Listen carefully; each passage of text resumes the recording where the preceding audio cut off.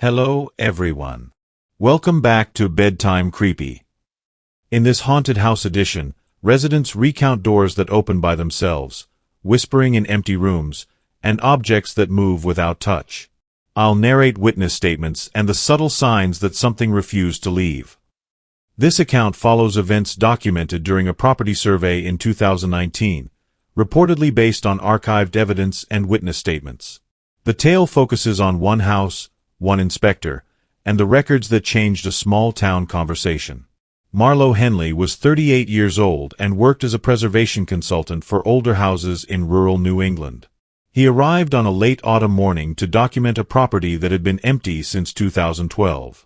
The owner wanted a clear inventory before any restoration work began, and the town required a preservation report for permits. Marlo intended to make a straightforward photographic survey and to measure structural issues with his thermal camera and audio recorder. He did not plan for nights full of strange noises or for neighborly rumors that would make local dispatch logs relevant. The house stood on a low hill just outside a small town, set back from a quiet country road and surrounded by maples losing their leaves. Locals called it Holloway House, a name carried in town gossip since the 1950s, but no one living there now was a Holloway by blood. The house was a vernacular farmhouse with an attic, a root cellar, and a coal chute that had been sealed for decades. It had old wiring and a thermostat that still bore a faded dealer sticker reading 2003, which suggested incomplete updates. Marlo saw the house as a candidate for careful restoration and not as a place for stories, until he began to collect the evidence. On his first evening inside the house, he measured temperatures and took baseline audio with a handheld recorder. He labeled files with his initials and the date, and he left the recorder running in the living room after he locked up and walked back to the rental where he stayed. That night a neighbor called the rental to report noises she had heard from the empty house, and she asked if anyone was inside. The neighbor said she had listened to voices coming from the house after midnight, and her statement later appeared in records from the town clerk. Marlo returned the next day with the signed permission of the owner to keep a camera and recorder in place while he conducted a weekend survey.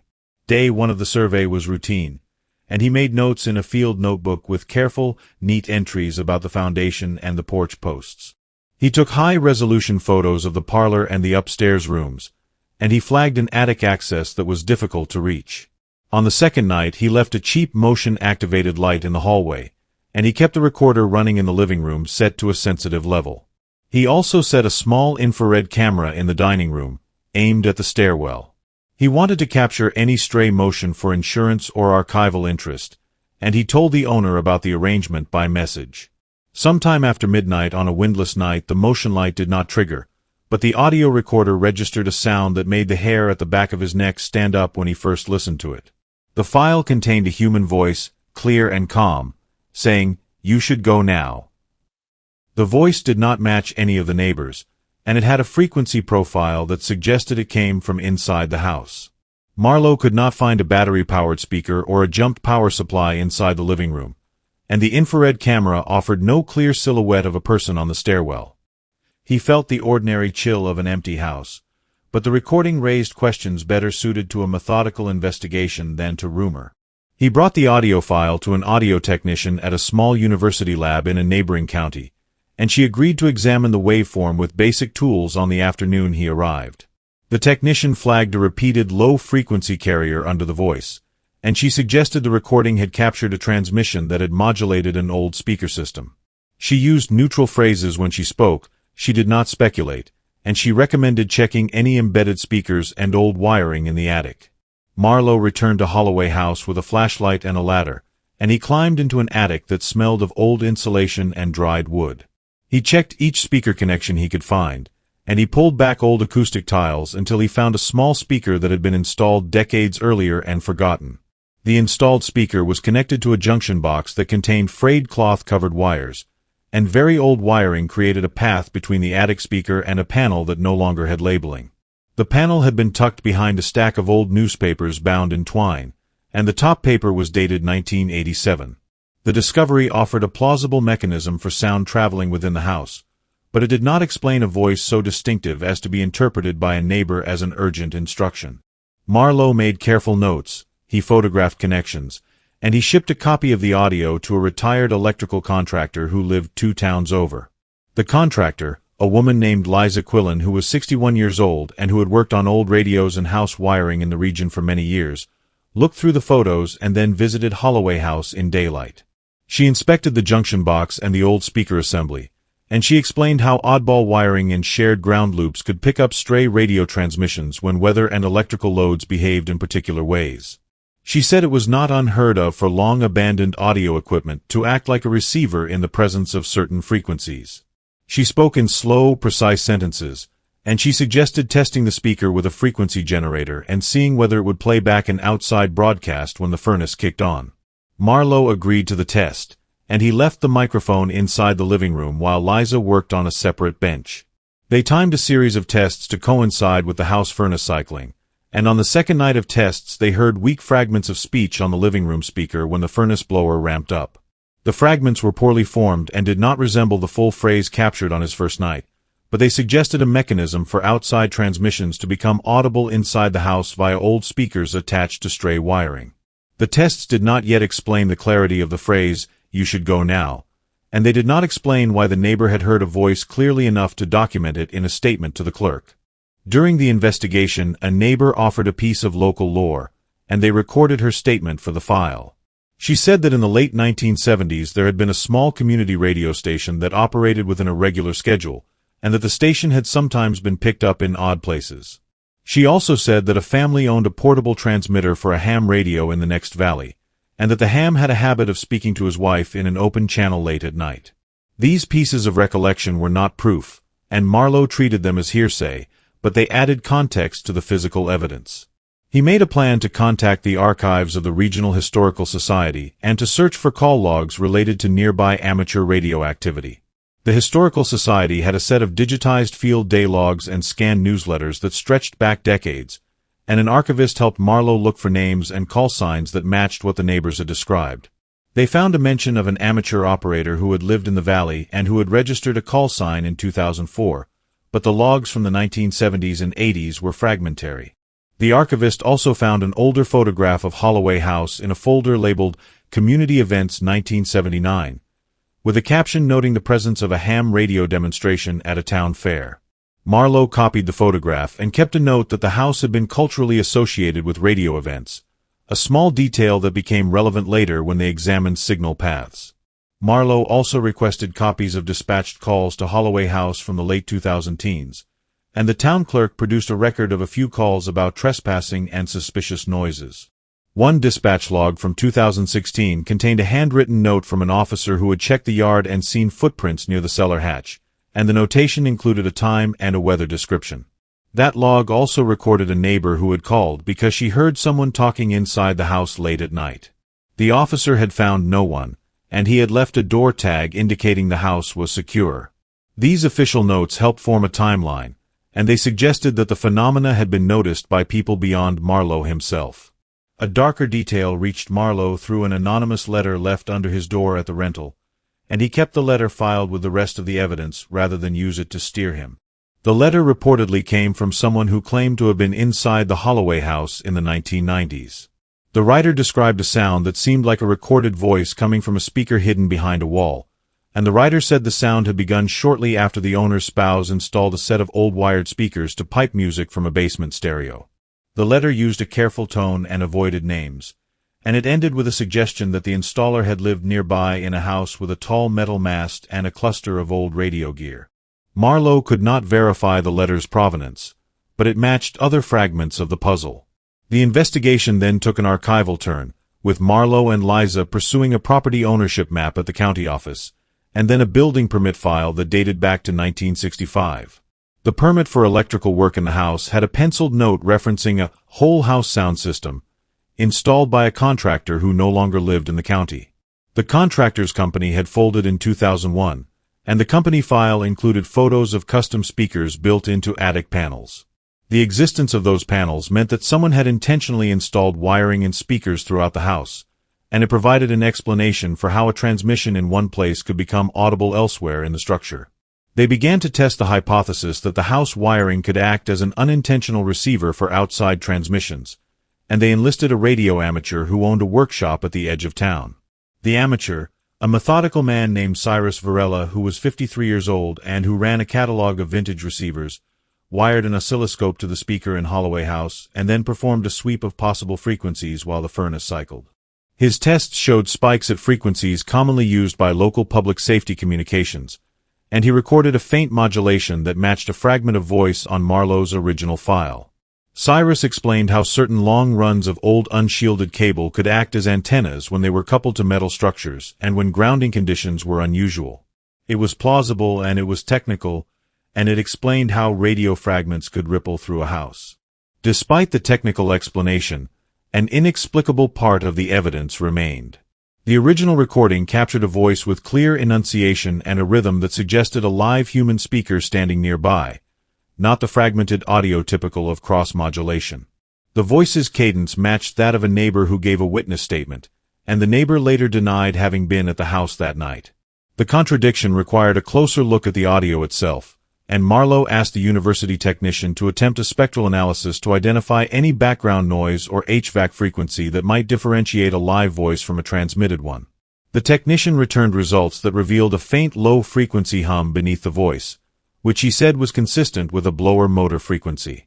This suggested the voice had been captured in a space where the blower was running. She also noted a subtle acoustic reflection that suggested an enclosed space rather than an open field, which made the living room speaker a likely origin for playback. The technician therefore concluded that an audible live voice could have been played back through the existing speaker system at the exact time the blower amplified it. That possibility created the question of who might have had access to a speaker system and why they would play such a line. Marlowe pursued access records, and he found that the house had been opened for a brief court-ordered inspection in 2015 after an estate dispute. A court file contained an affidavit from an appraiser who had entered the premises with a locksmith, and the appraiser noted a small metal key left in a desk drawer. That key matched a lock that controlled an attic panel, and the affidavits indicated the key had passed through a few hands over the years. Marlowe began to assemble a list of people who had legal or logistical access to the house during periods of reported sound, and he interviewed a former caretaker who had worked there in 2011. The caretaker, a woman named Renata Booker who was 46 years old and who had cleaned the house for a year, said she had often heard the faintest echoes of radio when she vacuumed under the staircase. She described one occasion in 2011 when she had found the attic speaker connected to a small battery box with a switch, and she said she had turned that box off because it gave her the creeps. She said she had not tampered further because she feared damaging antique wiring, and she volunteered a detail that became notable in the investigation. Renata said she had once seen the neighbor with a mast walking along the edge of the property late at night, and she had assumed he was checking his equipment. Her statement was recorded, and it added the neighbor to a list of people who could have caused intermittent playback. Marlowe then spoke with a neighbor whom many had mentioned, a retired ham operator who lived in the valley and who went by the call sign that had appeared in the archive. The operator was a reserved man named Ellis Voss who was 68 years old and who ran a workshop full of radios and old transmitters. He said he had been experimenting with low-power transmissions years ago. He acknowledged a habit of speaking in an open channel, and he told Marlowe that his gravel driveway sometimes produced strange ground loops when the month turned damp. He did not admit to intentionally broadcasting into Holloway House, but he did concede that he sometimes left a transmitter on while he worked late at night because he was testing repairs. Ellis invited Marlowe and Liza to his workshop, and they watched him demonstrate how a vintage transmitter could bleed onto unshielded wiring nearby. He replicated a configuration that produced audible speech on a speaker connected to a distant panel when the ground was marginal, and the demonstration made the technical explanation feel more concrete than it had on paper. When asked about the phrase, "You should go now," Ellis shrugged and said it sounded like something he might have said during a test, but he also said he did not recall the specific phrase.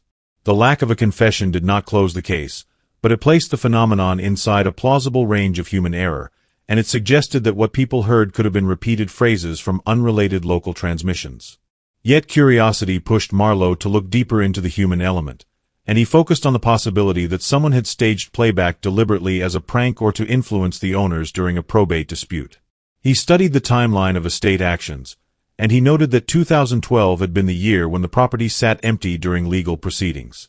He examined emails between family members that had been preserved in court exhibits, and he found a message where a relative expressed frustration about the cost of upkeep and suggested scaring off prospective buyers. The message used ambiguous language and did not explicitly advocate for tampering. Marlowe filed that message as circumstantial, and he did not make accusations without stronger proof. He then returned to the physical evidence and looked for small devices that someone might have used to trigger playback on a schedule. In a narrow crawlspace beneath the parlor floor, he found a small programmable clock attached to a basic cassette player that had been pushed into a cavity and covered with a loose board. The cassette player looked cheap and the tape inside had degraded, but Marlowe could see a label in handwriting that matched the style of the earlier anonymous letter.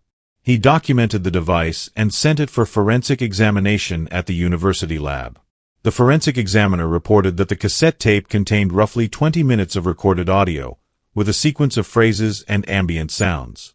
One phrase repeated at the 11-minute mark matched the waveform and cadence of the phrase in Marlowe's initial recording. The tape quality indicated it had been recorded in a small wooden room with a refrigerator hum in the background, and the examiner detected fingerprints on the cassette shell that were too degraded to identify.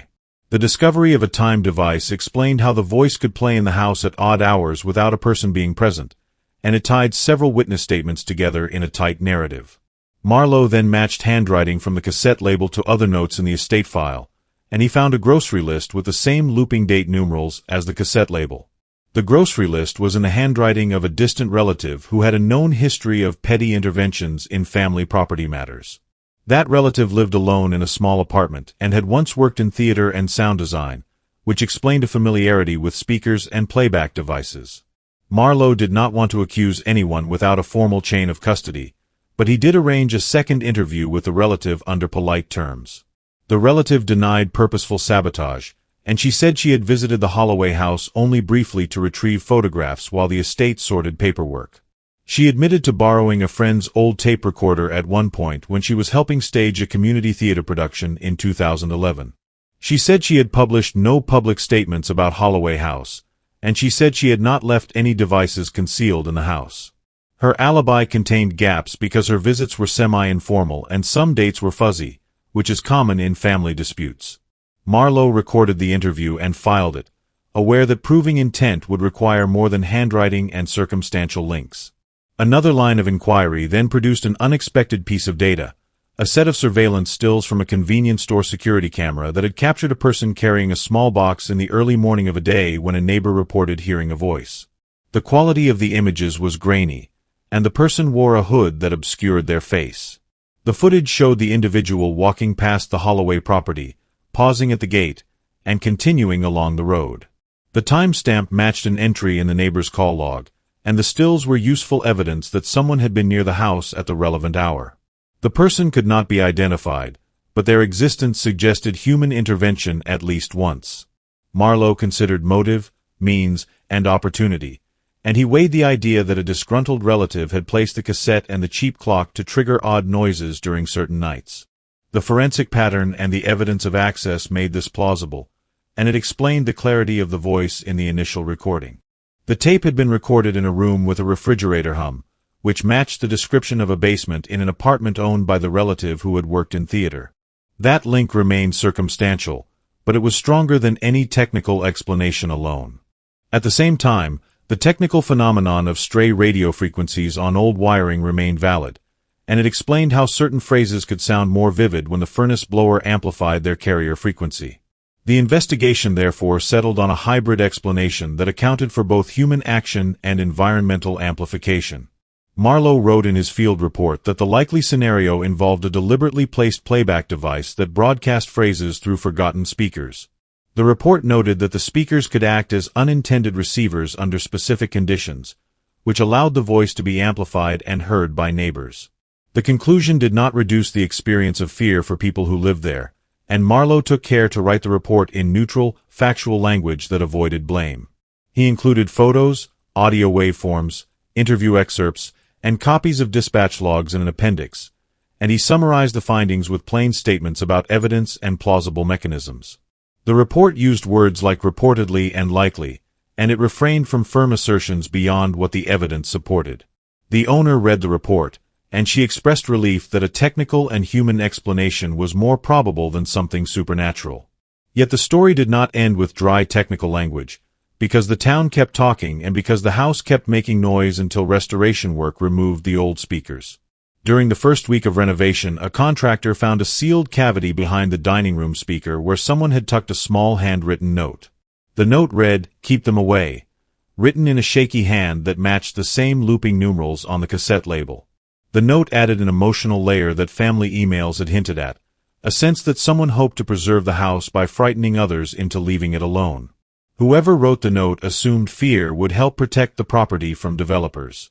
When Marlowe presented his final report to the owner, she asked that he include the note in the archive, and he complied. The note became a human artifact that tied the technical explanation to a motive rooted in attachment.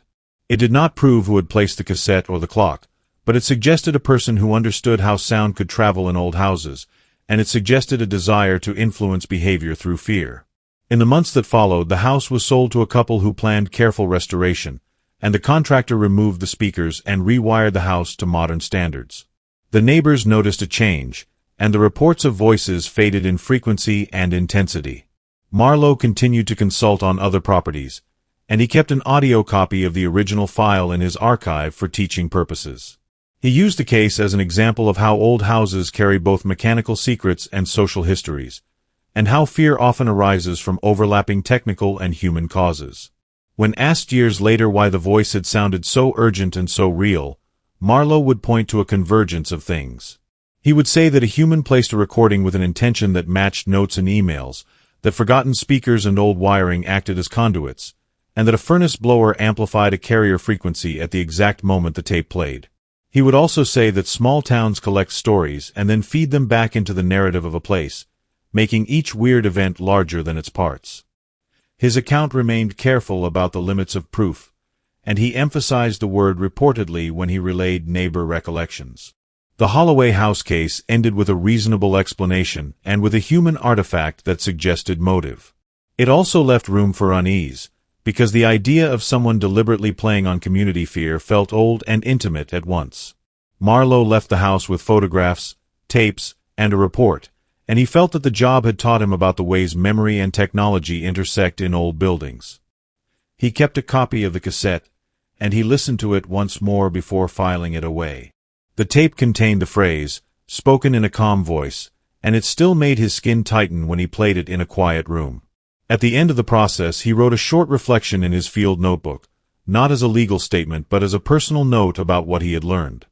He wrote that sometimes the scariest thing is not the presence of the unknown, but the human choice to manufacture fear for reasons that are small and private.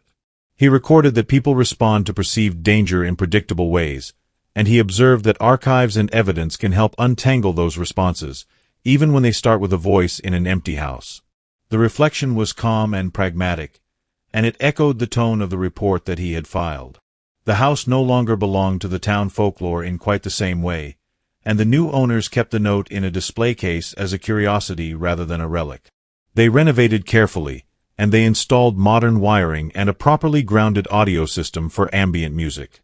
Holloway House ceased to be empty, and the neighbors stopped filing calls about late-night voices. The technical fixes explained a lot, but people still passed the story along as a memorable event, something to tell on a long winter night when old houses feel closer to the past than the present.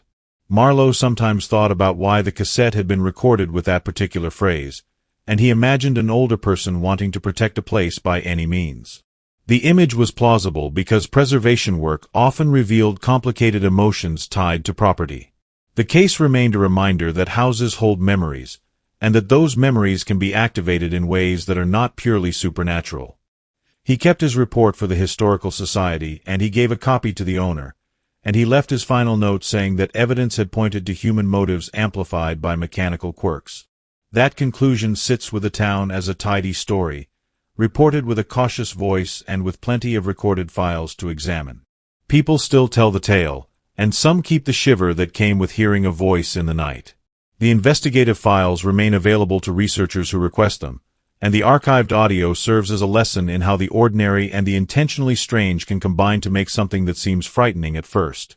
The sound that once echoed through Holloway House stopped after the speakers and wiring were changed, and the town moved on with a new line in local lore that is plausible and human. In the end, the house that had earned a haunted reputation returned to being a house, with walls that hold different sounds now. The voice on that tape remains a human artifact, and it is a reminder that fear can be made and explained, that archives can reveal motive and method, and that sometimes the truth is quieter and more complicated than the stories people tell.